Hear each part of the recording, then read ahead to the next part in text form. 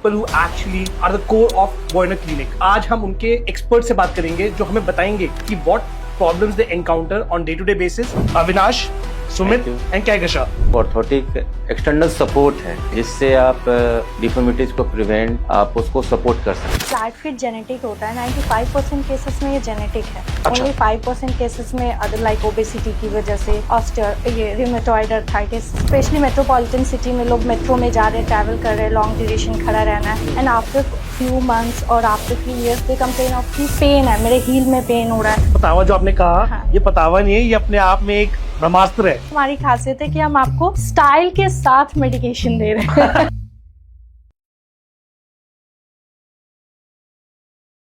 Hello and welcome to the edited show. कभी सोचा है कि आपके पैर इस एक्सटेंट तक आपकी हेल्थ को अफेक्ट कर सकते हैं? फुट पेन, पोस्चर इश्यूज या स्पोर्ट्स परफॉर्मेंस, सब कुछ कनेक्टेड है आपके वॉकिंग पैटर्न से. आज का एपिसोड एक ऐसे ही टॉपिक पर है जो लोग अक्सर इग्नोर कर देते हैं. कस्टम इनसोल ऑर्थोटिक और custom foot orthotic insole.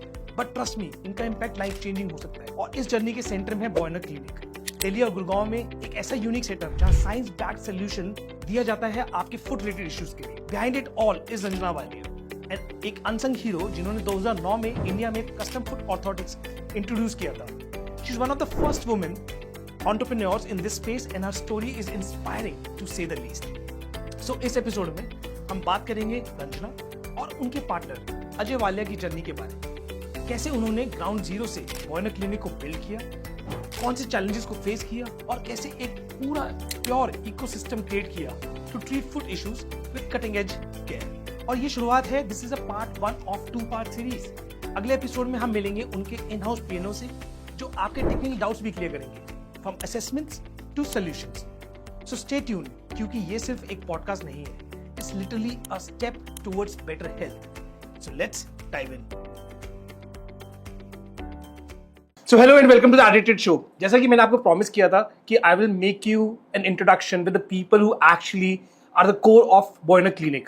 Boyner के हम फाउंडर से मिल चुके हैं, उनकी जर्नी को समझ चुके हैं और आज हम उनके एक्सपर्ट से बात करेंगे जो हमें बताएंगे कि what problems they encounter on day-to-day basis and how they challenge or the conventional norms which are there in the society with respect to healthcare and how they provide absolute perfect solution आपकी पाओगी health के लिए. तो आज मेरे साथ show पे आ चुके हैं Avinash, Sumit and Kaigasha. So warm welcome on the show and I hope thank you I am so happy to have you here guys first of all. और मेरा पहला क्वेश्चन जो बहुत इंपॉर्टेंट क्वेश्चन है जो हमारी ऑडियंस जानना चाहेगी, एक तो फर्स्ट ऑफ ऑल कि आप लोगों ने बॉयनर क्लिनिक क्यों चुना और बॉयनर क्लिनिक से पहले आपने ये लाइन क्यों चूज करी. सो मे बी अविनाश, अगर आप. मैं बॉयनर क्लिनिक में 2013 से एसोसिएटेड हूँ और लॉन्ग टर्म से एसोसिएटेड हूँ क्योंकि फुट के ऊपर काम करना इट इज़ माय ड्रीम. तो इसीलिए मैं बॉयनर क्लिनिक से काफ़ी टाइम से एसोसिएटेड हूँ और 2013 से still 2025. How about you? I've been working with Boyner since 2021. मतलब 3 साल हो गए हैं मुझे. ठीक है. और मुझे भी मतलब फुट से रिलेटेड कुछ चीज़ करनी थी. मतलब foot is a interesting thing, इसको कोई मतलब मोस्टली चीज़ नहीं कर रहा, तो मुझे बहुत इंटरेस्टिंग लगा और मुझे लगा कि फुट में ही आगे कुछ करते हैं, तो that's why I have been with Boyner. How about you, Kaisha? I'm working with Boyner since last 2 years. Foot is quite interesting कि आप एक फीट का अलाइनमेंट ठीक करके पूरे बॉडी के अलाइनमेंट चेंज कर दे रहे हो. एक चीज़ से के सॉल्यूशन से मल्टीपल थिंग्स, तो बहुत सारी चीज़ इंटरकनेक्टेड थी. करते करते और भी इंटरेस्ट आया और मैं उम्मीद करती हूँ कि आगे कुछ और भी अच्छा ही करेंगे हम. So if in case somebody wants to meet you guys, which clinic we should go to? मैं दिल्ली सेंटर को लास्ट 13 से देख रहा हूँ और स्टिल अभी तक कर रहा हूँ. मैं गुड़गांव क्लिनिक को हैंडल करता हूँ और फिर लास्ट 3 साल से मैं संभाल रहा हूँ. And आप perfect salesman? I'm working with Avinash sir only in Delhi clinic. Great. So Avinash, first of all again warm welcome. आपसे मेरा सबसे इंपॉर्टेंट क्वेश्चन है जो लोगों को शायद कंफ्यूज भी करता है और शायद टंग ट्विस्टर भी होता है. What is orthotics? ऑर्थोटिक अगर हम लेमैन लैंग्वेज में कहें जो डे टू डे का लाइफ में है, तो ऑर्थोटिक एक्सटर्नल सपोर्ट है. Okay. जिससे आप डिफॉर्मिटीज को प्रिवेंट, करेक्ट और आप उसको सपोर्ट कर सकते. ओके. ठीक है. एंड ऑर्थोटिक्स से आपके बॉडी के जो फुट के जो प्रॉब्लम्स हैं, not for the body, foot के जो प्रॉब्लम्स है उसको आप प्रिवेंटिव कर सकते हो ओके या बायोमैकेनिक्स मेंटेन कर सकते हो, उससे जो प्रॉब्लम्स हैं वो मिनिमाइज कर सकते हैं। ओके। तो मतलब आप कहना चाह रहे हो कि मतलब ऑर्थोटिक्स से प्रॉब्लम मिनिमाइज हो रही है पर क्योर नहीं हो रही? क्यूरेबल है बट सम सर्टेन एज में। Okay in case of the समझो 15 इयर्स के ऊपर के जो भी पर्सन्स हैं या बच्चे हैं, उसके बाद प्रिवेंटिव है, corrective age is below 14 years. Below 14 years. तो एक सही उम्र क्या है? एक अगर फैमिली में एक नया बॉर्न बच्चा है तो क्या किस उम्र में उस माँ बाप को अपने बच्चे को ले जाना चाहिए जिससे ये क्योरेबल हो जाए प्रिवेंशन की जगह? देखो, start 0 to 4 to 5 years. Okay simple आप मसाज के थ्रू आप बोन को डेवलप कर सकते हो। अगर उस कंडीशंस में भी आपका फुट का न्यूट्रल पोजीशन मेंटेन नहीं हुआ या आर्चेज नहीं बने तो 5 to 4 below 14 years corrective age लिया जाता है। उसके बाद आप ऑर्थोटिक यूज कर सकते हो और उसके प्रॉब्लम को करेक्टिव कर सकते हो। सो अविनाश, मतलब जैसे बहुत बचपन से ही बहुत लोगों को दिक्कत होता है कि लेग्स क्रूकेड होती हैं, अंदर की तरफ फोल्ड हो जाती है, या फिर बच्चों का बैलेंस नहीं बन पाता, तो ये क्योर हो जाएगा आपके हिसाब से? हाँ, क्यूरेबल है। अच्छा। अगर सही ट्रीटमेंट मिले, सही ऑब्जर्वेशन हो तो जरूर तो क्यूरेबल है। आपके बॉयनर के इंसोल से ही सिर्फ ये प्रॉब्लम क्योर हो जाएगी, साथ में उनको कोई और भी नहीं करना चाहिए कुछ? बॉनियर का इंसोल्स जो है आपका बॉडी के जो बायोमैकेनिक्स होते हैं, जो फुट के जो बायोमैकेनिक्स होते हैं उसको मेंटेन करते हैं। ओके बट उसके साथ साथ जो आपके अदर सपोर्टिव हैंड्स का भी रिकॉर्ड, जैसे फिजियोथेरेपिस्ट हो गए, पीएमआर डॉक्टर्स हो गए, उनके भी रोल्स होते हैं। तो क्या आपके पास ऐसे पेशेंट्स आते हैं जिनको डॉक्टर ने रिकमेंड किया हो कि आप जाओ ये ऑर्थोटिक्स पे जाओ करवाओ या फिर ये इंसोल्स डेवलप करवाओ? Do you get those recommendations? Yes, Okay. करते हैं, आते हैं, डॉक्टर Okay. से भी आते हैं और सेल्फ भी आते हैं हमारे पास। तो मेजर पार्ट आपका क्या रहता है, मतलब जब आप एक पेशेंट से इंटरेक्ट करते हो तो क्या आप उनको पहले पूरा ब्रीफ देते हो, आपको समझाते हो उसके बैकग्राउंड के बारे में, या फिर उनको पता होता है, वो प्री इन्फॉर्म्ड आते हैं? नहीं, मैक्सिमम लोग प्री इन्फॉर्म नहीं आते हैं। ओके उन्हें पता नहीं होता है कि उनके फुट में पेन का क्राइटेरिया देख करके। अब सोशल मीडिया का जमाना में अब ये आप कर सकते हो कि लोग गूगल पर जाकर सर्च करते हैं पैर का प्रॉब्लम्स के रिलेटेड कि मेरे यहाँ पर पैर होता है, उसको क्या मेडिकल टर्म कहते हैं, उससे एसोसिएटेड फिर वो हमारे पास आते हैं। पर मैं अविनाश, मतलब एक बड़ी फनी बात है, मैं आपको बोलूंगा जी। कि गूगल के ऊपर तो आजकल आप सर्च करने लगो तो वो आखिरी में आपको बता देता है कि आपको फुट कैंसर भी हो सकता है। सॉरी टू से, मतलब I am not sure it's a term होता है, बट एक आपको प्रिवेंटिव एंड ऑपरेटिव आपका ट्रीटमेंट बता देता है कि प्रिवेंटिव में क्या क्या ट्रीटमेंट्स प्लान है, यहाँ पर आपको जाना चाहिए। अच्छा। एंड ऑपरेटिव भी ट्रीटमेंट बताता है। तो पर्सन आज के डेट में ऑपरेटिव ट्रीटमेंट नहीं कराना चाहते हैं। ओके मैक्सिमम जो है प्रिवेंटिव चाहते हैं कि ताकि हम विदाउट सर्जरी हम आपका जो अपना जो प्रॉब्लम्स है, जो पेन है, उसको हम प्रिवेंट कर सकते। Correct correct. सो मतलब एक मेजर पार्ट ऑफ आपका जो जॉब है, जो डे टू डे टास्क है, वो लोगों को एजुकेट करना भी है। हाँ, डे टू डे लाइफ में एजुकेट करना भी है ताकि लोगों को अपने घर के मेंबर्स के जो प्रॉब्लम्स हो रहे हैं उसको भी वो प्रिवेंट कर सके, देख सके कि अगर प्रॉब्लम्स इन फ्यूचर कोई प्रॉब्लम्स ना आए, उसको प्रिवेंट कर सके। तो अविनाश, मतलब अगर आज मेरी ऑडियंस ही आपको देख रही है और इस बात में सुन रही है, तो आप उनको एक क्या मैसेज दोगे कि अपने बच्चों के लिए, परिवार के लिए, यंग एज में, ओल्ड एज में, कि क्या करें, उनको क्या स्टेप लेना चाहिए? पहला स्टेप, एक स्टेप इम्पोर्टेंट। पहला स्टेप्स है जब बच्चे वॉक चलना स्टार्ट करते हैं तो एक क्वेश्चन और भी है इसमें कि आजकल पेरेंट्स जल्दी पैनिक हो जाते हैं कि मेरे बच्चे का, क्योंकि अभी सभी लोग अवेयरनेस में आ गए हैं, तो वो पैनिक हो जाते हैं कि 2 साल के बच्चे का भी कि फुट फ्लैट है। बट ऐसा नहीं है कि 2 साल के बच्चे का फुट फ्लैट होता है। टाइम लगता है, 4 to 5 इयर्स तक आपको वेट करना चाहिए। देन फिर आप उसको स्पेशलाइजेशन से मिलना चाहिए, कांटेक्ट करना चाहिए। हाँ, अब रहा सेकेंड थिंग्स कि आपका कि सेल्फ एग्जामिनेशन घर में आप कर सकते हो। अगर बच्चे 5 साल से ऊपर हैं तो बच्चे को चलने का पोजीशंस देखो बैक साइड से, तो आपका जो फुट है वो फुट इनवर्ड गिरता हुआ फील होगा। ओके। या बोन्स का स्ट्रक्चरल चेंजेस दिखेगा आपको। ओके। तो इट मीन्स कि कुछ इश्यूज है, आपको नहीं समझ में आ रहा है तो फुट को गीला करके फ्लोर के ऊपर भी आप चला करके देख सकते हैं। ओके। या फुट पर इंक लगा करके फ्लोर के ऊपर चला कर देखिए। अगर पूरा फुट का इंप्रेशन आ रहा है, थोड़ा सा भी कर्व नहीं आ रहा, स्ट्रेट लाइन आ रहा है मीडियल साइड, इट मीन्स कि फुट में इश्यूज है। नहीं, पर मैं आपकी बात समझ गया। मतलब ऑफ कोर्स आज की जनरेशन में, आज के टाइम के अंदर आई डोंट थिंक दैट लोगों पे इतना टाइम है कि वो करें. तो if I have a kid and I would recommend कि वो आपके क्लिनिक में जाए और जाकर एक प्रोफेशनल सर्विस करे rather than doing this experiment at home. But you right, social media का जमाना है, लोग कुछ भी सुनते हैं, कुछ भी करते हैं. सो क्या बहुत इंपॉर्टेंट क्वेश्चन जो मेरे को आपसे पूछना था कि फ्लैट फीट है क्या. मतलब आज मुझे लगता है लोगों को अभी तक ये भी नहीं पता कि फ्लैट फीट होता क्या है. तो मे बी अगर आप कुछ बता सको फ्लैट फीट क्या है. और sure, flat feet is basically एक डिफॉर्मिटी है, लोग जनरली इग्नोर करते हैं. बट जब किसी पर्सन के आर्च कोलैप्स कर जाए, जब वो गिर जाए और पैर आपके बिल्कुल सीधे हो जाए, तो समझिए फ्लैट फीट है.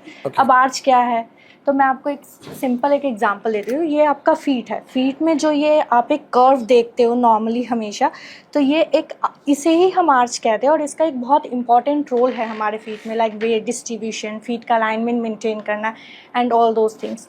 तो जब भी ये कर्व बिल्कुल स्ट्रेट हो जाए और आपका फीट बिल्कुल स्ट्रेट फॉल करने लगे ग्राउंड पे, तो उसी कंडीशन को हम फ्लैट फीट बोलते हैं. ओके, सो फ्लैट फीट तो आपने बताया मेरे को. अच्छा, तो मतलब अगर आर्च नहीं है प्रॉपर, तो देन वो फ्लैट फीट में आ गया. बट देन मुझे लगता है 90% मे बी परसेंटेज एग्जैक्टली नहीं बोल सकता, पर 90% में एक रफ नंबर बोलते हैं. शायद लोगों को पता भी नहीं होता है उनको फ्लैट फीट है. तो मतलब ये क्या 90% लोगों का होता होगा?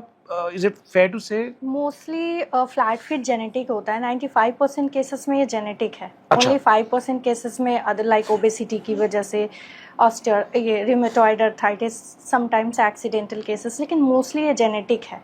ओके. कई बार क्या होता है कि patient long term standing condition की वजह से भी हो जाता है, तो आर्च कोलैप्स हो जाते हैं, फीट प्रोनेशन में जाने लगता है. अब प्रोनेशन को आप ये कह सकते हैं कि जब आप खड़े होंगे, बहुत लॉन्ग टर्म से आपका ऐसा जॉब है कि लॉन्ग ड्यूरेशन खड़े रहना है, चलना है, तो आपके आर्च कोलैप्स करने लगते हैं ओवर द टाइम और वो अंदर की तरफ फॉल करने लगते हैं. तो उस कंडीशन में भी आपको प्रॉब्लम होगा.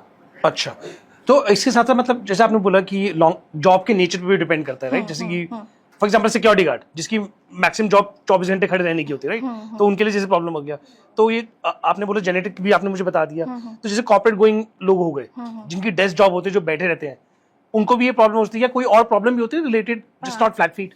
डेफिनेटली. कॉर्पोरेट जो स्पेशली फॉर्मल शू पहनते हैं जो भी लोग, उन लोगों को प्लांटर फैसाइटिस की प्रॉब्लम बहुत ज़्यादा होती है. हील पेन, जनरली पेशेंट्स आते हैं फॉर्मल शू पहनते हैं, सुबह मेट्रो में, स्पेशली मेट्रोपॉलिटन सिटी में लोग मेट्रो में जा रहे हैं, ट्रैवल कर रहे हैं, लॉन्ग ड्यूरेशन खड़ा रहना है, एंड आफ्टर फ्यू मंथ्स और after few years they complain of की पेन है, मेरे हील में पेन हो रहा है. तो उस कंडीशंस में दो चीज़ें हम देखते हैं. कई बार लॉन्ग टर्म खड़े होने की वजह से हमें देखने को मिलता है कि पेशेंट्स का आर्च कोलैप्स हो गया है, फीट प्रोनेशन में जा रहा है.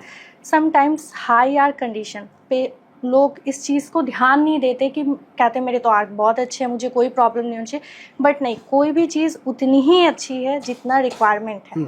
अगर आपकी आर्क बहुत ज़्यादा है, ये भी अपने आप में एक प्रॉब्लम है. तो इसका इंडिकेशन कैसे पता लगता है? जैसे मतलब आपने बोला कभी कभी हमें होता है नॉर्मल डे टू डे इंसान, 90% जनता को पता ही नहीं उसको फ्लैट फीट है, पहली बात. चलो आपने बताया 95% में भी. अब किसी दिन अगर मैंने कोई फिजिकल एक्टिविटी ज़्यादा कर ली, मुझे पेन होता है, तो मेरे को लगता है कि यार मैंने आज ज़्यादा अपने आप को एक्सर्ट कर लिया, पर वो इनहेरेंट प्रॉब्लम इज दिस, है ना? Of course. अच्छा, क्या होता है देखिए कि फ्लैट फीट के भी अपने कैटेगरीज है, लाइक फिक्स डिफॉर्मिटी है, फ्लेक्सिबल है. तो जिस पेशेंट का फिक्स डिफॉर्मिटी होगा वो तो क्लियरली आपको विजिबल होगा, वो चल रहा है, उसके शू के सोल घिस जाएंगे एक साइड से, शू डिफॉर्म हो जाएगा. लेकिन सबसे ज़्यादा दिक्कत वहाँ होती है पहचानने में जब फ्लेक्सिबल डिफॉर्मिटी हो. पेशेंट आएंगे हमारे पास और बैठते कहते कर्व तो विजिबल है, but that is not the proper way कि आप वैसे देख सको कि आपको कर्व विजिबल है. जब फ्लेक्सिबल डिफॉर्मिटी होगी आपको पता नहीं चलेगा आपका फ्लैट फीट है, क्योंकि जब आप बैठे रहोगे वो कर्व विजिबल होगा, पर जैसे ही आप खड़े होते हो, अपने फीट पे वेट देते हो, तब वो आर्च कोलैप्स कर जाएगा. बहुत चीज़ें इस पर भी डिपेंड करती है, आपका मसल स्ट्रेंथ कैसा है, एज क्या है. तो फ्लेक्सिबल डिफॉर्मिटी में शुरू में आपको कोई प्रॉब्लम नहीं होगी. जैसे जैसे आपकी एज होती है या फिर आपका लाइफस्टाइल चेंज होता है, पहले आप ज़्यादा देर सिटिंग जॉब करते थे, अभी आपका लाइफस्टाइल चेंज हुआ, आपने जिम ज्वाइन किया, वॉकिंग शुरू की, तो आपको पेन होना शुरू होगा, या फिर आपको ऐसा लगेगा आपके पैर जल्दी थक जा रहे हैं. तो आप इन चीज़ों को इग्नोर ना करें. आप किसी स्पेशलिस्ट से मिले, ऑर्थोटिस्ट से मिले, पोडियाट्रिस्ट से मिले, सो डैट कि आप अर्ली क्योर उसका कर सके. मुझे आपकी बातें सुन लग रहा है कि पहले किसी और डॉक्टर से मिले, पहले आपसे मिले कि आपको इतना अच्छा नॉलेज है. But this is very enlightening. मतलब नहीं पता होता लोगों को, और मेरे को भी नहीं पता, टू बी ऑनेस्ट. 90% चलो मैं यूज करता हूँ तो मुझे अब थोड़ा सा पता है, but before joining this or before reaching to your clinic मुझे भी नहीं पता था. So again Kaikesha, thank you so much. Like I said कि I will recommend people to meet you. कोई और चीज़ है जो मेरे को माइंड में रखनी चाहिए before? Yes, of course, there are lots of problem that is simply related to your feet structure. अच्छा। लोग सिर्फ इतना ध्यान देते हैं कि अरे मेरे पैरों में दर्द हो रहा है, काफ में दर्द हो रहा है, तो मैं डॉक्टर के पास जाऊँ। फीट के पॉस्चर मेंटेन करना इतना ज़रूरी है आपके लिए, क्योंकि फीट के पॉस्चर से, फीट के अलाइनमेंट से आपका नी का अलाइनमेंट इफेक्ट हो सकता है, आपके पेल्विक का अलाइनमेंट इफेक्ट हो सकता है। Pelvic is just this bone, okay. आपके स्पाइन का अलाइनमेंट इफेक्ट हो सकता है, आपके शोल्डर में पेन रह सकता है। तो बेसिकली जो आपका फीट का अलाइनमेंट है, जिसे हम सबसे ज़्यादा इग्नोर करके चलते हैं, वो बहुत मैटर करता है। ओके। वेदर ये हाई आर्क हो या फिर आपका फ्लैट फीट हो, इट इज़ नॉट जस्ट कि फ्लैट फीट हो या फिर हाई आर्क हो, अदर बहुत सारी deformity like 26 feet deformity that we should consider. 26, wow. या like hallux valgus, bunions, Morton's neuroma and many more. इतनी सारी चीज़ों का तो हम एक साथ नाम नहीं ले सकते। एंड यू विल वंडर कि हम इन सारी चीज़ों, इन सारी 26 डिफॉर्मिटी का ट्रीटमेंट हम सिंपली एक इंसोल से करते हैं। मतलब जनरली लोग कंसिडर करते हैं कि क्या है, जस्ट इंसोल है, बट नहीं, ये सिर्फ इंसोल नहीं है, it is an orthotic device, it is a medical device. तो ये माइंड सेट पहले चेंज करना ज़रूरी है कि पतावा नहीं है, it is not just a पतावा, it is a orthosis, it is a medicated device. जैसे आप ये देख रहे हो, देखने में सिंपल पतला सा है, पर इसमें हम कई सारे मैनेजमेंट देते हैं। जैसे ये आर्च सपोर्ट हमने दिया, फिर हम इसे इस साइड से कंपनसेट कर रहे हैं, फिर और अदर इसी इंसोल में हम डिफरेंट रीइंफोर्समेंट लेयर लगा के आर्च देना, आउटर साइड से बैलेंस करना, मेटाटार्सल एरिया से प्रेशर हटाना। तो बहुत सारी ऐसी पैथोलॉजीज़ है जिसका ट्रीटमेंट हम सिंपली एक इंसोल से एज ए ऑर्थोटिक डिवाइस कर सकते हैं। वाओ, आई एम लाइक, मतलब आई एम श्योर, मतलब कोई सुन रहा होगा यार, मतलब से पतावा जो आपने कहा, हाँ। ये पतावा नहीं है, ये अपने आप में एक ब्रह्मास्त्र है। डेफिनेटली सबसे पहले ये माइंड से चेंज करना जरूरी है कि it is not just a पतावा, it is an orthotic device, it is a medicated device. Wow, thank you Sumit. Now my question is for you, right, कि मतलब एक मैं आप 3 पीस बोलता हूँ, आप मुझे उससे रिलेट करो अपने इंसोल से।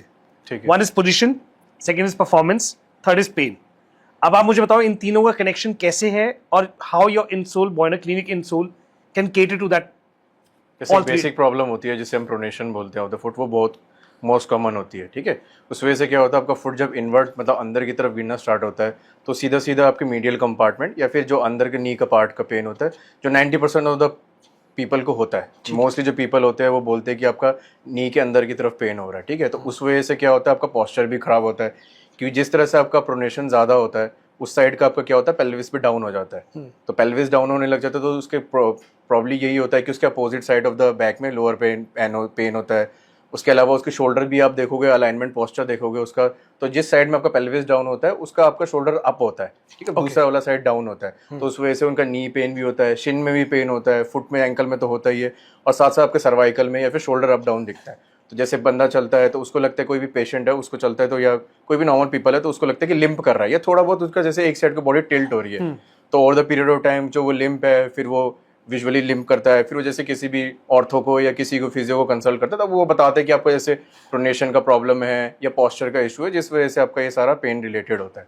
अब जैसे परफॉर्मेंस का हुआ, परफॉर्मेंस इसलिए हुआ जैसे आपका फुट का जो बायोमैकेनिक्स है वो प्रॉपर नहीं है, जैसे आपकी फुट की लैंडिंग हो या वो मीडियल गिर रहा हो या सुपिनेशन, हम अभी मीडियल की बात करेंगे जो अंदर की तरफ गिरना हो, उस वजह से क्या होता है, आपका शिन में ही प्रॉब्लम होती है। जैसे जितने भी एथलीट्स होते हैं उन वो शिन का पेन उनका बहुत कॉमन है, क्योंकि उनका जब वॉकिंग या रनिंग के टाइम, क्योंकि उस टाइम एक्सर्शन भी ज़्यादा होता है, तो उनके शिन में भी प्रॉब्लम्स आती है, नी में पेन करते हैं, उस वजह से उनका परफॉर्मेंस भी हिंडर होता है।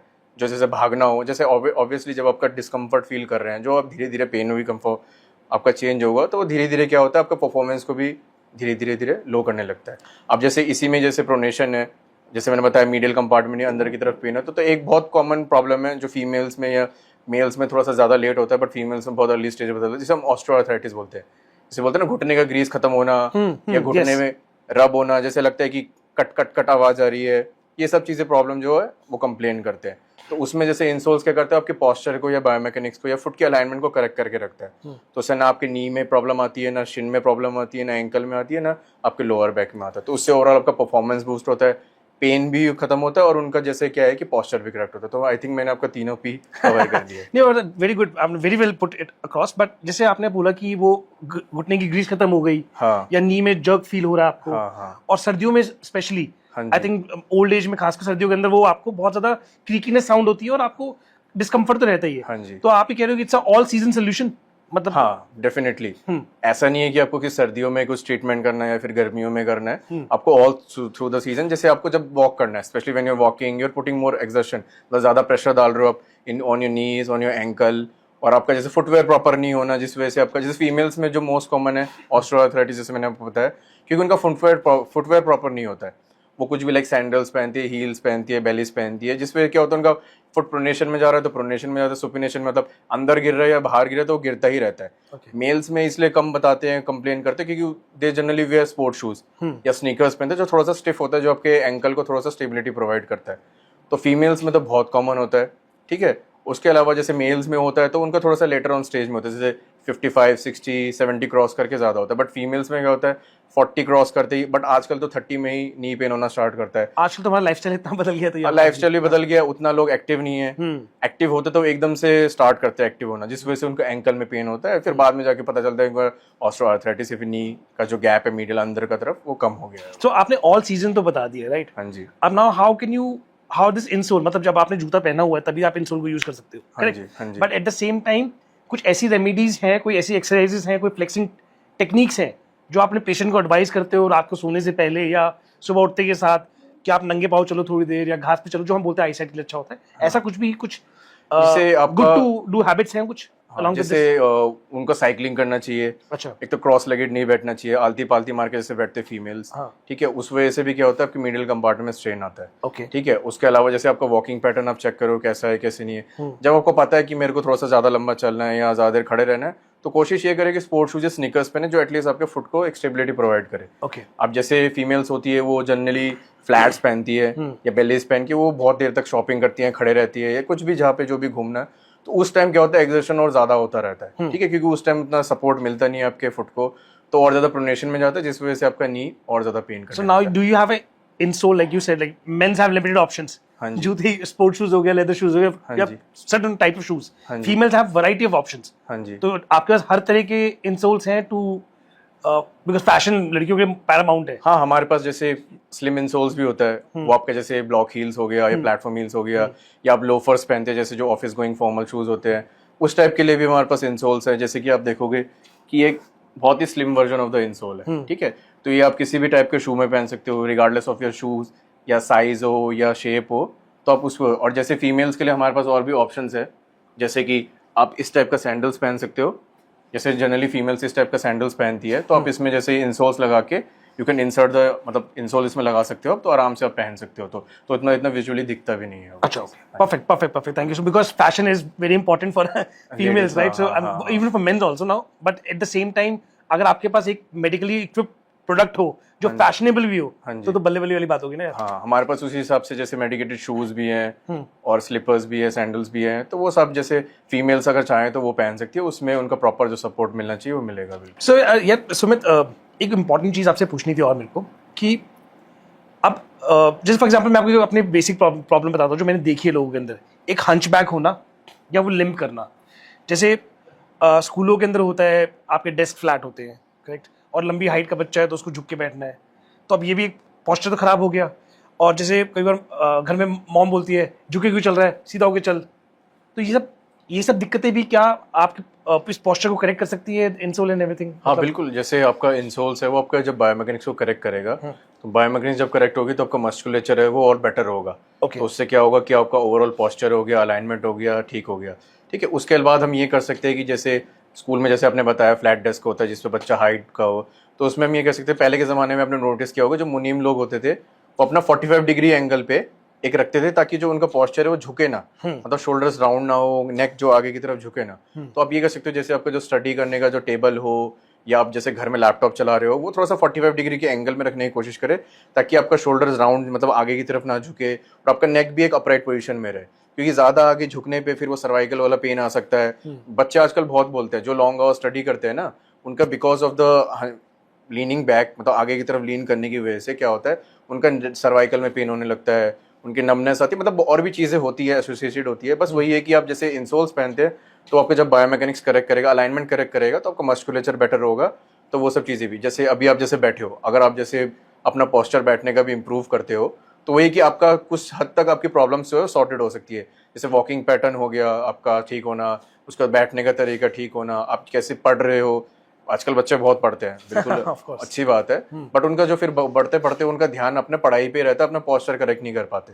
तो उस वे में अपना जो है जो रीडिंग डेस्क हो या लैपटॉप डेस्क हो उसको थोड़ा सा इंप्रूव कर सकते हैं, लाइक 45 डिग्री के एंगल में रखे, ताकि वो जो नेक है वो आगे झुके ना और शोल्डर्स राउंड ना हो।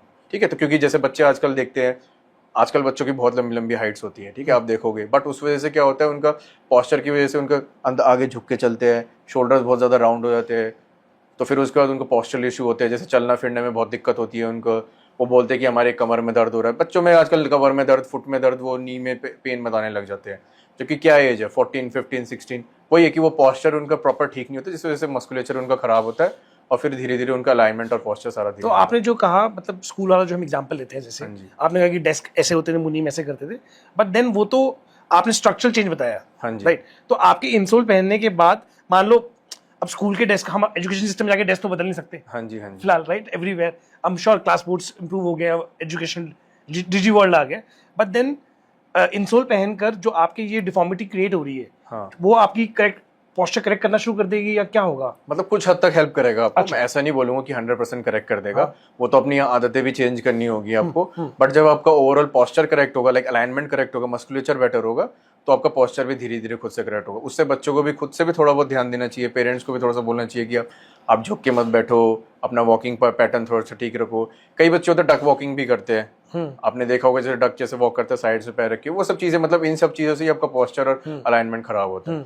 फिर वो ओवरऑल आपकी लोअर बैक को, नी को सबको, सारी चीजों को वो इफेक्ट करता है। And there is also structure where you say you have turned out feet और turned in वाला, वो भी इससे करेक्ट हो, ये भी? हाँ, जैसे जो आपने आउट बोला ना, उसको हम डक वॉकिंग बोलते हैं। अच्छा, ओके ओके। यूजुअली क्या होता है, बच्चे ऐसे डक की तरह वॉक करते हुए चलते हैं, वो अपना पूरा proper heel to toe walking जिसे हम बोलते हैं उसमें नहीं वॉक करते, जिस वजह से उनका फुट में पेन होता है, स्वेल्ड हो जाता है, भागने वक्त उनका एंकल ट्विस्ट हो जाता है, नी में पेन होने लग जाता है, जो कि बहुत कॉमन है। सो मतलब कनेक्टिंग टू द पॉइंट, मतलब बच्चों में जब छोटा बच्चा चल रहा होता है, पहले स्टेप ले रहा होता है, तो पेरेंट्स बड़े खुश हो रहे होते हैं कि गिरेगा, चलेगा, उठेगा, भागेगा, हाँ जी। बट देन वो कहीं ना कहीं उसमें भी एक डिफॉर्मिटी है, शायद हो सकती है, हाँ। जो आप क्योर कर सकते हो। हाँ, वो जैसे बचपन में जैसे मेरे पे माय फादर यूज्ड टू से कि सीधा होकर चलो। हाँ, तो सीधा होने का चलने का मतलब ही उनका यही था कि अपने जो वॉकिंग का पैटर्न है उसको थोड़ा सा ठीक रखो, उससे शायद आपका फ्लैट फुट ठीक रहता है। वरना क्या होता है, आपका वॉकिंग पैटर्न ठीक नहीं होता, जो आपने कहा बाहर की तरफ पैर होता है, उस वजह से फिर धीरे धीरे आपका एंकल कोलैप्स होता है, आर्चेस कोलैप्स होते हैं, जो बाद में जाके पता चलता है कि फ्लैट फुट है। तो जैसे आपने अभी पेरेंट्स की बात करी ना, आपने अपने डैड का एग्जांपल दिया, तो वैसे ही मेरे dad is a diabetic patient, ठीक है, and diabetes runs in the family, it's a hereditary kind of a thing, right? So क्या डायबिटिक पेशेंट्स के लिए स्पेसिफिक कोई क्यूरेटेड प्रोडक्ट है आपके पास जो डायबिटीज को, of course you can't completely eradicate it, but कहीं ना कहीं उसको प्रिवेंशन की तरह काम करे?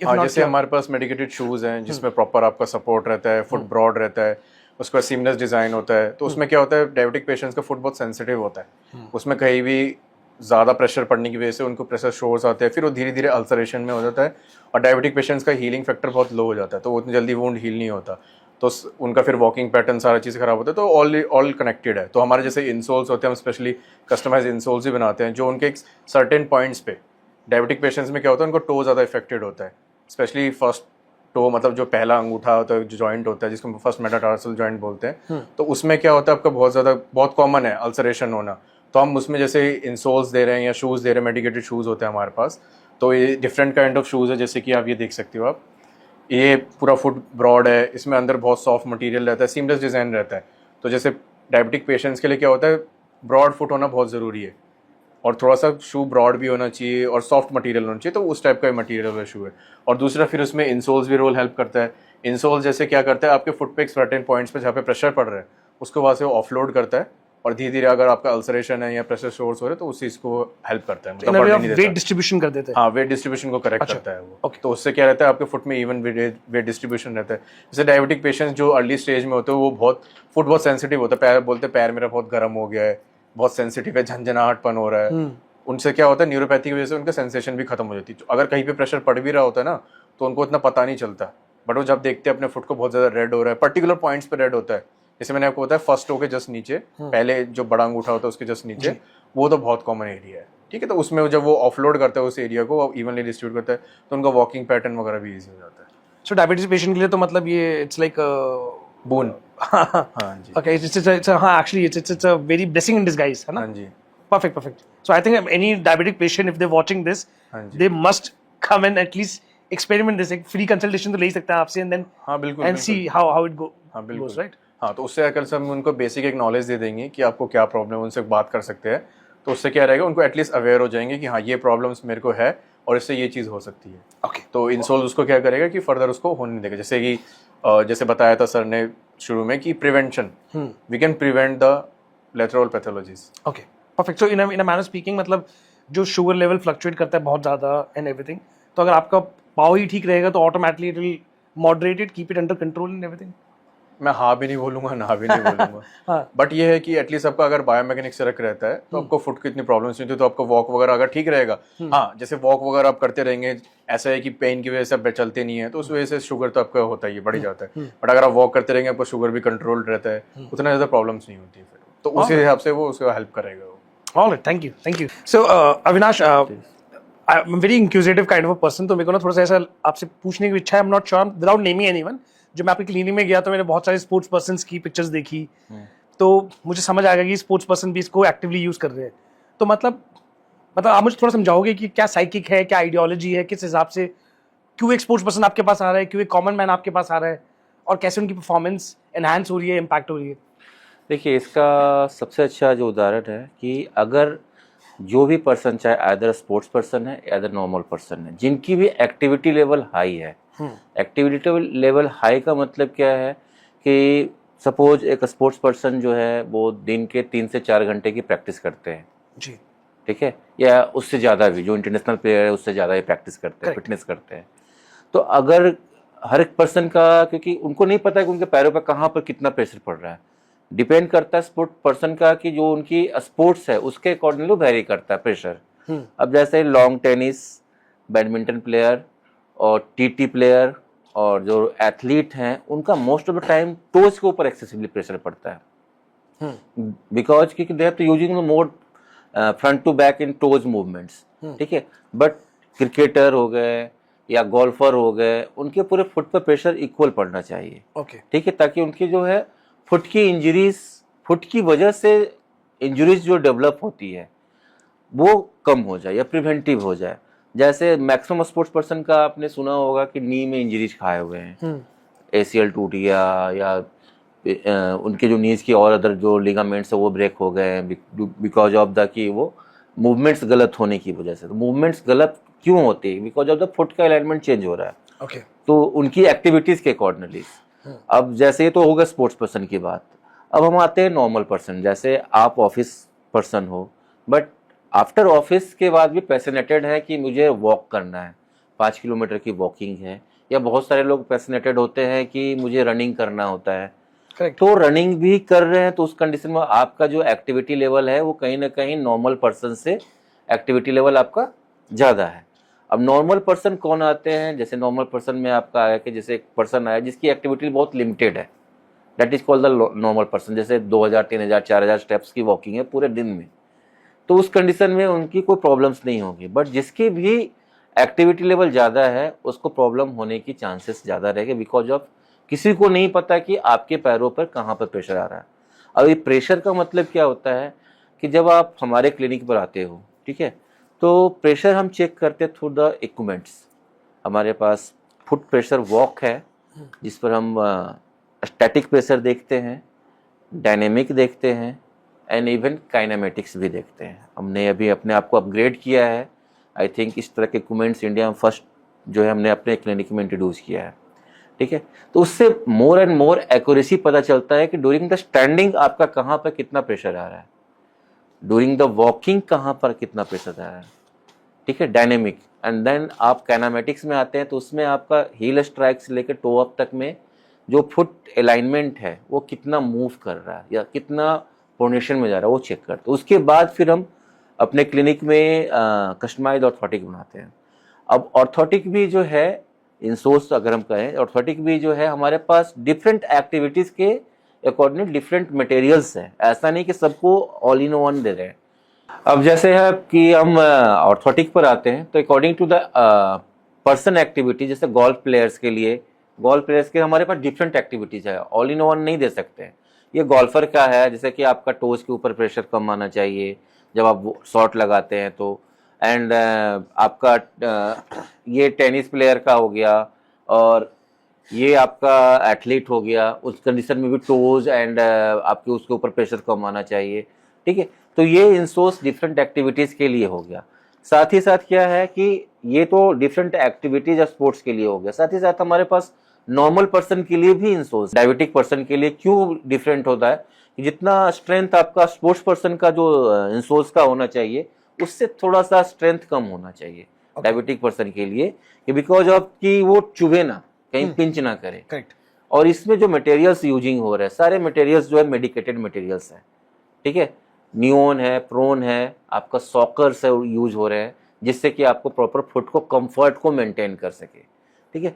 तो ये आपके अकॉर्डिंग टू द एक्टिविटीज आपका हम सोल प्रिस्क्राइब करते हैं। तो जो भी हमारे पास क्लिनिक में आते हैं, हम पूरे उनके फुट को केयरिंग करते हैं through the hygienic point of view, कि ताकि आप जब आप ऑर्थोटिक यूज करें तो आपका वो बैक्टीरियल फंगल इन्फेक्शन ना हो ड्यू टू स्वेटिंग प्रूफ भी इंसोर्स है हमारे में जो मटेरियल यूज हो रहा है, ठीक है। तो इसकी वजह से आपके फुट को कोई प्रॉब्लम ना, हार्म्स ना हो, ठीक है। तो उसके अकॉर्डिंगली हम यूज करते हैं। सो जैसे आपने भी मुझे मल्टीपल तरह के इंसोल्स दिखाए, जी, क्रिकेटर का अलग, लॉन टेनिस का अलग, टेनिस का अलग, whatever, different sports have different kind of pressure on the foot. So मतलब एक कॉमन मैन के लिए अब आपके पास जनरली, मतलब कुछ लोगों के पास जो फैंस होते हैं उनके पास 500 जूते भी होंगे, कुछ लोग होते हैं जो 2-3 फेवरेट शूज रखते हैं, वही उन्हीं को रखते हैं। तो क्या एक पर्टिकुलर इंसोल एक नॉर्मल आदमी के लिए, कि नॉर्मल आदमी तो अपनी बजट देके काम करता है ना, जी, तो वो इंसोल फ्लेक्सिबली डिफरेंट शूज में यूज हो सकता है? हाँ, डेफिनेटली यूज हो सकता है, सेम प्रोफाइल के यूज में हो सकता है, सेम प्रोफाइल के शूज में आप फुटवेयर में यूज कर सकते हो। जैसे आप सपोज फॉर्मल शूज यूज करते हो, ठीक है, तो आपके पास फॉर्मल शूज 2 से 3 तरह के हैं जी। तो फॉर्मल शूज के कैटेगरीज में हम फॉर्मल शूज का अलग मटेरियल्स है, आप स्विच कर सकते हो one two the another formal shoes. एक आपके पास स्पोर्ट्स शूज है तो आप एक स्पोर्ट्स शूज से अनदर स्पोर्ट्स शूज स्विच कर सकते हो, तो आपका इकोनॉमिकली भी रहेगा, आपका ज़्यादा पॉकेट फ्रेंडली भी रहेगा आपका, हाँ। ये कर सकते हैं हम, ठीक है। तो उसमें भी आपका फिर अब ये होता है कि पर्सन को कह सकते हो कि शूज किस तरह का यूज करना चाहिए, वो भी एक बहुत बड़ा टॉपिक है। नहीं, पर तो आपके पास जैसे आपने एक टॉपिक तो कवर कर लिया कि डिफरेंट शूज के लिए डिफरेंट इंसोल हम यूज कर रहे हैं, इकोनॉमिकल भी है, एक फ्लेक्सिबिलिटी भी है कि लेदर शूज का दूसरे लेदर शूज में चला जाएगा। तो अब एक तो हो गया कि मेरे पास अपना खुद का जूता है, राइट, मैं ले आया आपके पास, क्या आप कोई जूता भी प्रोवाइड करते हो बाय डिफॉल्ट, बाय डेफिनेशन, जो आपके स्टोर में हो, कि आप आओ आते ही वन स्टॉप सोल्यूशन, जूता भी ले लो और साथ में इंसोल भी डलवा लो, मेडिकली टेस्ट भी करवा लो, वन स्टॉप सोल्यूशन टाइप्स हमारे पास है। शूज है हमारे पास जो कि मेड इन इटली है, हमने इटली से मंगवाया है और बायोमैकेनिकली करेक्ट है, पहला तो ये, और हैंडमेड शूज है, ठीक है। हैंडमेड शूज का क्या है कि ऑल इन वन मशीन से बनाया हुआ नहीं है, टोटली इसका हैंडमेड है। सेकेंड, मटेरियल का ब्यूटी पार्ट है कि जो मटेरियल है वो ब्रीदेबल मटेरियल है, वन लाइनिंग मटेरियल है, कहीं आपको पिंच नहीं करेगा। थर्ड है कि टो बॉक्स आपका वाइड है, ठीक है। जो एक फुटवेयर में होता है ना, एक आप कह सकते हो कि एक राइट टू फुटवेयर कैसे पसंद करना चाहिए, हमें नहीं पता है कि बायोमैकेनिकली कैसे होना चाहिए। सभी लोग वो फैशन देख करके, मतलब पॉइंटेड देख करके दे हैव टू चूज कि मुझे ये अच्छा लग रहा है, जैसे आपने पहन रखा है फुटवेयर, आपको देखने में अच्छा लग रहा है, मेरा पॉकेट अलाउ कर रहा है, मैंने परचेज कर लिया, करेक्ट, ठीक है। अब सेकंड थिंग से कि जब मैंने पहना तो उसका रेमेडी क्या हुआ कि मुझे पेन आना स्टार्ट हो या कंफर्ट नहीं फील हो रहा है, तो मेरे लिए टोटली यूजलेस हो गया, करेक्ट। लेकिन फिर भी मैं पहन रहा हूँ, अब पैसे तो हाँ, पैसे लग रहा है, फिर भी मैं यूज कर रहा हूँ। तो अब जब यूज करने की वजह से जब आपको जो पेन आया, वो पेन की वजह से आपने क्या क्या लॉस किया फुट में, या तो हो सकता है इंजरी डेवलप हो जाता है, बहुत सारे केसेस में होता है, पेशेंट आते हैं हमारे पास कि शूज चेंज करने की वजह से उनको जो कॉमन प्रॉब्लम जो आता है, जो चेंजेस की वजह से, वो हील में पेन आना, या बैक ऑफ द हील जो बोलते हैं, टेंडन में पेन आता है, बैक ऑफ द हील के पीछे टेंडन में होता है पोजीशन, उसमें पेन आना, या मेटाटार्सल में पेन आना, ये कॉमन प्रॉब्लम है जब आपका शूज कंफर्टेबल नहीं होगा। शूज कंफर्टेबल किस तरीके से आप राइट शूज ले सकते हो, आप परचेज कर सकते हो जब आप जा रहे हो। आप हमारे पास भी आ रहे हो, हमारे पास टोटली बायोमैकेनिकली करेक्ट होता है, टो बॉक्स वाइड। आपके शूज के अंदर में फुट बिल्कुल कंफर्ट पोजीशन में मेंटेन होना चाहिए। अगर वो थोड़ा सा भी कंप्रेस हो रहा है, कंप्रेस मीन्स शूज के अंदर में ये पोस्चर को मेंटेन कर रहा है, तो आपके लिए वो करेक्ट फुटवेयर नहीं है। ओके, ठीक है। सेकेंड थिंग है, जब हम अपने फुटवेयर हमने क्यों इसको इंपोर्ट कराया कि ये ब्रीदेबल मटेरियल है, 5 to 7 डिग्री का डॉर्सीफ्लेक्शन इसमें दिया हुआ है रॉकरिंग के लिए, एंटी स्किट है और एंटी बैक्टीरियल है। ठीक है, तो आपके फुट को कंप्लीट सॉल्यूशन दे रहा है कि आपके फुट को कंप्लीट केयर कर रहा है। ऐसा नहीं है कि आप स्वेटिंग ओवर स्वेटिंग हो रहा है तो उससे आपका फंगल इन्फेक्शन हो रहा है, उसको भी प्रिवेंट कर रहा है। तो शूज का भी ऑप्शंस है हमारे पास अवेलेबल है। उसमें भी आपका डायबिटिक फुटवेयर भी है, जो डायबिटिक पर्सन के लिए होना चाहिए फुटवेयर, हमने उसको इंट्रोड्यूस किया है अभी। और उनके फुट को क्योंकि कंफर्ट मेंटेन होना चाहिए। डायबिटिक का मतलब क्या है, उनके फुट में सेंसेशन नहीं होता। सो कैंकशा, अभी थोड़ी देर पहले आपने मेरे को पूरा इंसोल का और फुट का स्ट्रक्चर बताया, डिज़ाइन बताया, and I also I am very curious कि मतलब जैसे मैं बड़ा शौक है जूतों का, ठीक है, तो मैं चाहूँगा कोई क्लासी फैशनेबल जूता पहनना चाहूँ, बट हम इतनी कॉन्वर्सेशन कर चुके हैं तो मैं चाहता हूँ कि वो फैशन के साथ साथ मेडिकली भी साउंड हो, बिकॉज अब मुझे पता लग गया हेल्थ केयर कितनी इंपॉर्टेंट है फुट की। तो क्या आप मुझे कैन यू एनलाइटन मी कि आपके पास क्या वैरायटीज होगी और what services we can get. मतलब मैं अगर आपके स्टोर में आऊँ तो क्या मेरे को एक ऐसा जूता मिल सकता है जो फैशनेबल भी हो और जो मेरे पाँव का ध्यान भी रखे?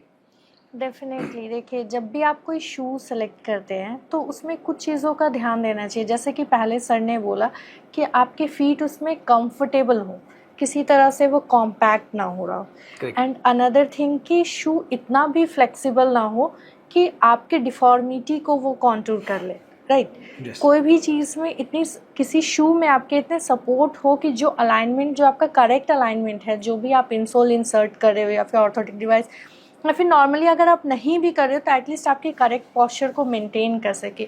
काफ़ी स्टडी करने के बाद, बहुत स्टडी किया मैम ने, एंड फिर देन मैम एक ब्रांड इटली में एक मेडिकेटेड शू सिर्फ बनाती है वो ब्रांड, फिर वहाँ गए। बेसिकली आप जब वो शू को देखोगे सारे पॉइंट्स को कैरी करता है वो। जैसे मैं आपको एक एग्जांपल दिखाती हूँ, कोई भी शू आपके फीट के लिए कैसा होगा। जैसे आप इस शू को देखिए, देखने में कितना स्टाइलिश फैंसी है, स्नीकर्स का भी काम करेगा, समटाइम्स आप एज अ फॉर्मल शू भी यूज़ कर सकते हैं, but it is 100% medicated shoe. You won't believe कि इसका स्ट्रक्चर ऐसा, ये सिमलेस है, कहीं पे किसी तरह का कोई स्टिच मार्क नहीं होगा इस शू में।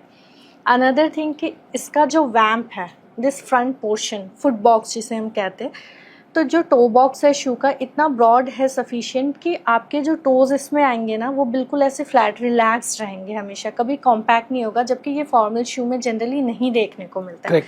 अनदर थिंग कि शू का जो क्वार्टर, ये पीछे वाला पोर्शन, वो जो आपके हील बोन होता है जिसे हम कैल्किनियम कहते हैं, उसे पूरा कॉन्टूर करना चाहिए। आप देखो कि वैम्प में वो एक स्टिफनेस है, बहुत ज़्यादा हार्ड भी नहीं है कि आपको पिंच करे और बहुत ज़्यादा सॉफ्ट भी नहीं है कि वो मुड़ जाए इजीली। ये आपके हील बोन को कॉन्टूर करेगा एक स्ट्रेट पोजीशन में। अनदर थिंग कि थोड़ी देर पहले आपने ही सर से क्वेश्चन किया था कि टोज़ इनवर्ड जाने लगते हैं, टोज़ आउटवर्ड जाने लगते हैं। yes. तो मार्केट में जो शूज़ अवेलेबल है फैब्रिक वाले, आप जनरली देखते होंगे कि वो अंदर की तरफ जा रहा है, बाहर की तरफ जा रहा है, तो वो सारी चीज़ें नहीं होगी। ये वैम्प का जो लेदर मटेरियल है, आप देख रहे हैं कि थोड़ा स्टिफ है, सेम स्टिफ आप कह सकते हैं, पिंच भी नहीं करेगा क्योंकि अंदर से कम्प्लीटली फैब्रिक है, 100% मेडिकेटेड मटेरियल है, ब्रीदेबल मटेरियल है, और आउटर साइड से हमने एक रिइंफोर्समेंट लेयर लगा हुआ है सो डैट कि आपके टो को बिल्कुल स्ट्रेट पोजीशन में रख सके, जब आपकी लैंडिंग हो तो स्ट्रेट हो। अनदर थिंग कि हम सोल का, किसी भी शू का आउटर सोल हम कभी कंसीडर ही नहीं करते हैं कि आउटर सोल ही तो है, बट वो बहुत ही इंपॉर्टेंट पार्ट है। कभी भी आउटर सोल इतना फ्लेक्सिबल ना हो कि आपके वेट के साथ वो या तो इनवर्ट दब जाए या फिर आउटवर्ड दब जाए, और कभी भी आउटर सोल बिल्कुल स्ट्रेट नहीं होना चाहिए। आप इसका अगर आउटर सोल देखेंगे तो एक हमारे फीट में रॉकर इफेक्ट होता है, ठीक है, first rocker, second rocker, third rocker. Basically जो थर्ड रॉकर होता है वो, जैसा सर थोड़ी देर पहले बोल रहे थे कि 5 to 7% एक डॉर्सिफ्लेक्शन एंगल होना चाहिए। आप देख पा रहे हैं इसमें कि ये राउंडेड है। ये देने का पर्पस है कि जब भी आप हील स्ट्राइक से टो ऑफ फेज में जाएं तो वो इजी ग्राउंड को आप पुश करके इजीली मूव कर सके, सो डैट कि किसी तरह का अनवांटेड प्रेशर आपके मेटाटार्सल एरिया पे ना आए, शिन पे लोड ना आए, नी पे स्ट्रेस ना आए। Not only the outer sole, आप इसका इनर सोल स्ट्रक्चर भी देखेंगे तो वो भी इसी तरीके से डिज़ाइन किया गया है। एक रॉकर इफेक्ट दिया गया है, हील कप। तो नॉर्मली जो शूज़ अवेलेबल रहते हैं उसके इंसोल्स बिल्कुल सीधे रहते हैं, पर आप इसमें ये चीज़ नहीं देखेंगे। और फैंसी है ही, as per your fashion, as per your demand, ठीक है। And not only this type of shoe, हमने डायबिटिक शू में भी ये सारी चीज़ों को कंसिडर किया है, ठीक है। डायबिटिक शू नॉर्मली आप मार्केट में देखोगे बहुत बल्की हैं, of loaded and different type के हैं। मतलब ऑनेस्टली स्पीकिंग मुझे पता नहीं था डायबिटिक शू आता भी है कोई, पहली बात तो first of all diabetic patient में shoe is a quite important part. जैसे आप कह सकते हो कि जितना इम्पोर्टेंट इंसुलिन है ना, उतना ही इम्पोर्टेंट ऑन अदर हैंड शू भी है। क्योंकि अगर आपके फीट अच्छे हैं तो ही आप चल पाओगे, कुछ कर पाओगे। करेक्ट। और सबसे ज़्यादा डायबिटिक पेशेंट में हम देखते हैं सेंसेशन लॉस का बहुत ज़्यादा इशू होता है। तो उस कंडीशन में आप किसी भी डायबिटोलॉजिस्ट के पास जाओगे, वो सबसे पहले कहेंगे आप अच्छे शू लो, एशेस शू लो कि आप अपने फीट को देख सको, आपके फीट के लिए कंफर्टेबल हो। तो एज आई सेड कि सबसे पहली चीज़ कि ईजी टू वेयर, ठीक है। सिंपली वेलक्रो से आप इजीली पहन सकते, ईजी टू वेयर है। क्योंकि ये भी एक कंप्लेन रहता है कि मुझे डायबिटिक शू ही पहनना है, तो मैं हमेशा शू कैसे पहनूँ, लेसेस बांधना एंड ऑल दोस थिंग। तो इतना हेक्टिक नहीं है, सिंपली फीट इंसर्ट करो आप और वेलक्रो। दूसरी चीज़ ओवरलैपिंग है, तो आप इसको टाइट एंड लूज अपने कन्वीनियंट के अकॉर्डिंग देख सकते हो। अनदर थिंग कि आप जब शू के अंदर स्पेस देखोगे ना, तो इतना सफिशिएंट स्पेस है कि फॉर सम इंस्टेंस अगर किसी तरह का इन्फ्लामेशन, स्वेलिंग भी हो जाती है या फिर कोई अल्सरेशन की वजह से आपने बैंडेजिंग वगैरह भी की है, तो भी उससे ऐसा नहीं होगा कि शू टाइट हो गए तो दूसरे जगह आपको प्रॉब्लम हो गई। ये सारी चीज़ें तो नहीं होंगी। क्वार्टर हमने स्टिफ भी किया है, तो आप अंदर का मटेरियल देखो तो ब्रीदेबल है। आप एक पोर्स देख रहे हो, पोर्स काइंड ऑफ मटेरियल। तो ऐसा नहीं है कि आपकी स्किन इसमें विजिबल होगी, बट एक ओपन एयर से आपका कांटेक्ट रहेगा, स्किन हेल्दी रहेगी। शू का इनसोल एंड आउटर सोल दोनों ही बहुत ही ज़्यादा मैटर करता है। तो आप देखो कि जो ये शू है, डायबिटिक शू है, उसका इंसोल का मटेरियल बिल्कुल अलग है। करेक्ट। ये वाला मटेरियल आपका प्रॉपर स्वेट एब्जॉर्ब करेगा। किसी तरह का आप कोई लाइक ऑइंटमेंट वगैरह लगाते हैं तो उससे भी आपको किसी तरह का, जैसे क्या होता है कि शू में लग गया, इनर सोल में लग गया, तो ये एक फैब्रिक काइंड ऑफ मटेरियल है, ठीक है। ऐसे हमारे पास अदर भी शूज़ हैं। मतलब ऑनेस्टली स्पीकिंग, मतलब what I am seeing right now, ये जूते मुझे मेडिकल से ज़्यादा ये फैंसी भी लग रहे हैं। They very beautifully design. यही तो हमारी खासियत है कि हम आपको स्टाइल के साथ मेडिकेशन दे रहे हैं। ये बहुत वेरी वेल मैटर सेड, करता वेरी है। Well said. अनदर थिंग, ये सबसे इम्पॉर्टेंट सैंडल। अगर आप शू नहीं यूज़ करना चाहते, ओपन टो सैंडल, इसमें दो फीचर, एक तो आपको ओपन टो भी हो गया, sandal easy to wear, and another thing कि आप विजुअल ऑब्जर्वेशन कर पाएंगे अपने फीट का, जो कि बहुत ही इंपॉर्टेंट है डायबिटिक फीट में। आप डॉक्टर के भी पास जाएंगे तो वो बोलते हैं आप सेंसेशन फील नहीं हो रहा, पर आप डेली सोने से पहले अपने पैरों को चेक करो, डिस्कलरेशन तो नहीं है, किसी तरह का स्कार तो नहीं है। कई बार क्या होता है, आप लॉन्ग टर्म वॉक पे गए, कहीं गए, आपने शू पहना है, इंटरनल कुछ इंजरी हो गई, अब बीच में तो आप शू निकाल के नहीं देखते, सोचते हो चलो मैं घर जाऊंगा, जूता उतारूंगा फिर देखूंगा। करेक्ट। इसमें वो प्रॉब्लम नहीं है। आप चलते चलते एक विजुअल आप असेसमेंट कर सकते हो अपने फीट का, अरे डिस्कलरेशन तो नहीं हो रहा है। ऑल्दो इस तरह की कोई प्रॉब्लम सैंडल्स में होगी नहीं, पर फिर भी लॉन्ग टर्म चलने के बाद तो आप इमीडिएटली कोई प्रिकॉशन ले सको। And apart from all this शू, हमारे पास सैंडल्स भी अवेलेबल है। बहुत फीमेल्स पेशेंट का सबसे क्वेरी कि हाँ मैं शू नहीं पहन सकती, मुझे इंसोल सैंडल्स में यूज़ करना है, कुछ ऐसा आप इंट्रोड्यूस करो। तो उस पॉइंट को कंसिडर करते हुए हमने एक सैंडल इंट्रोड्यूस किया, जिसका सिंपली आप ये इंसोल निकाल के और हमारा इंसोल डाल सकते हैं। ये आपको इंडिया में तो अवेलेबल नहीं है अभी टिल नाउ। अनदर है ना अवेलेबल, आप अवेलेबल करवा दिया आपने। डेफिनेटली। एंड अनदर थिंग कि आप इस सोल का स्ट्रक्चर देखिए, अगर फॉर इन केस कि अगर आप नहीं यूज़ कर रहे हो ऑर्थोटिक इंसोल, आप चाहते हो मैं सैंडल में ही कंफर्टेबल हूँ, तो मैं इस बात का तो एश्योरेशन दे ही सकती हूँ कि मार्केट में जो भी सैंडल्स अवेलेबल है उससे इसका स्ट्रक्चर बिल्कुल अलग है। ये इस इंसोल का स्ट्रक्चर ही आपको बता रहा है। Wow, correct. एक हील में जो एक हम कहते हैं कि नॉर्मली हील की हाइट थोड़ा सा एलिवेशन होना चाहिए ताकि नेचुरल कर्व मेंटेन रहे, राइट। रॉकर इफेक्ट जिसके बारे में मैंने थोड़ी देर पहले बताया, आपके टोज स्ट्रेट होने चाहिए, तो वो सारी चीज़ें इसमें कवर अप हो रही हैं, ठीक है। अनदर एक ब्यूटी है सैंडल की, मैं आपको बताती हूँ। ये वाला पार्ट आप देख रहे हो, ये स्ट्रेचेबल है। ओह वाह, नाइस। जब बनियंस के पेशेंट आते हैं हमारे पास, तो जो भी वो मार्केट में अवेलेबल सैंडल्स है, तो वो अगर लेदर है तो कंप्लीट लेदर होगा, फैब्रिक है तो कंप्लीट फैब्रिक होगा। इसमें हमने स्पेशली ये मटेरियल लिया ताकि बनियंस में ये कंफर्ट प्रोवाइड कर सके, इनटोइंग में कंफर्ट प्रोवाइड कर सके, कि जो ये टो पे एक फैब्रिक है स्ट्रेच हो जाएगा, ठीक है। स्ट्रेच होगा तो वो पिंच नहीं करेगा बोन में। अगर इनटोइंग है तो एक फोर्स लगाएगा टोस को इनवर्ड जाने में। तो ये सारी चीज़ें आपको एक सैंडल के अंदर मिल रही है। I'm like, आपने, मुझे ऐसा लग रहा है कि now whatever I am seeing you have और इन प्लेस और टू ऑफर, मतलब इतना तो एक अच्छे शू शॉप में भी नहीं मिलता होगा शायद, right? Basically our purpose is not कि हाँ हमें शू सेल करना है या फिर इंसोल, हमें प्रॉपर एक फीट का जो बेसिक ट्रीटमेंट होता है कि आप अपने फीट का टेक केयर कैसे कर सकते हो, तो हमारा पूरा फोकस इसी पे है कि हम एक प्रॉपर ट्रीटमेंट प्रोटोकॉल प्रोवाइड कर सके, from beginning assessment to last till the shoe selection. So in short I can say ये ऐसी मेडिकेशन है जो हाँ। आपको खानी भी जरूरी है और आपको खाते समय मजा भी आएगा, राइट? हाँ। Alright, perfect, thank you so much. So कैकेशा, we have seen shoes, we have seen sandals. Is there, अब समर्स आ गए हैं तो generally people want to wear slippers kind of a thing. Is it something you have in store? Yes of course, हम सारी चीज़ों पे अगर फोकस कर रहे हैं तो हम स्लीपर भी रख रहे हैं, और सबसे बड़ी चीज़ कि ये मेड इन इंडिया है। हमने खुद, मतलब बॉयनर क्लिनिक ने खुद इंडिया में सारे फीट प्रॉब्लम्स को, स्पेशली फ्लैट फीट को कंसिडर करते हुए एक बेसिक स्लीपर हमने डिज़ाइन किया है जिसमें आर्च सपोर्ट अवेलेबल है, जो हमारे क्लिनिक पे with in a month available होगा। Wow. ठीक है, दिस काइंड ऑफ स्लीपर जो this आप very घर smart. पे, या Very trendy. Yeah. ये एक तो लुक वाइज भी स्मार्ट है और जो हमारा बेसिक पर्पस है ट्रीटमेंट प्रोवाइड करना, वो तो हो ही रहा है, ठीक है।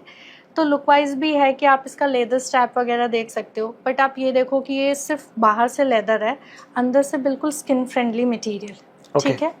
अनदर थिंग कि arch support is not just simply कि हमने एलिवेट कर दिया और वो आर्च हो गया, नहीं, we have created a heel curve, जो कि एक हील का प्रॉपर प्लेसमेंट होना चाहिए, हील कप हो, आर्च की पोजीशन हो, और जैसा कि मैंने बताया कि एक डॉर्सीफ्लेक्शन एंगल, तो वो सारी चीज़ों को कंसीडर करते हुए हमने बहुत सारे मेल्स फीमेल्स में ऐसे डिज़ाइंस लॉन्च किए हैं, जैसे बहुत डिफरेंट कलर के वेरिएशन, कि अब ऐसा नहीं है कि बस घर पे ही पहनना है, कभी आप बाहर भी गए, आपको मन है कि मैं स्लीपर्स ही पहन के जाऊँ, तो आप बाहर पहन के भी जा सकते हैं। तो ये सारे पॉइंट्स को कंसीडर करते हुए हमने ये स्लीपर्स डिज़ाइन। सो मतलब चांदनी चौक से एक किसी 5 स्टार में भी आप इसको इजीली बिल्कुल स्मार्टली कैरी कर सकते हो, एंड यू बिल्कुल। Can have your solution designed for yourself. या So guys, we are almost approaching the end of the show, of my show, right? So as you know, मेरे show का नाम है the addicted show.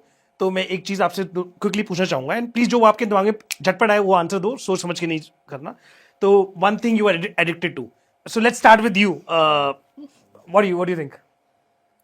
Foot is healthy, your body is healthy, and person is also healthy. I'm asking what you are addicted to. You are addicted to your foot health, foot care? Foot care. Okay, how about you? Fitness, मतलब foot की strengthening अच्छी हो तो उससे आपका posture भी improve होता तो है। आपकी बॉडी लैंग्वेज में दिख ही रहा है, पूरा पोस्चर एकदम अपराइट है। How about you? Shoe choice. Shoe choice, fashion with style, right? Yeah. That's very well said. All right, thank you so much. Thank you for being on the show. It was lovely having you. I hope मेरी audience को आपके through कुछ ज्ञान मिला हो, उनके दिमाग की बत्ती जले और वो आपके क्लिनिक पर आए और आकर उनको पता लगे कि पाँव की हेल्थ कितनी ज़रूरी है बाकी ओवरऑल हेल्थ के लिए।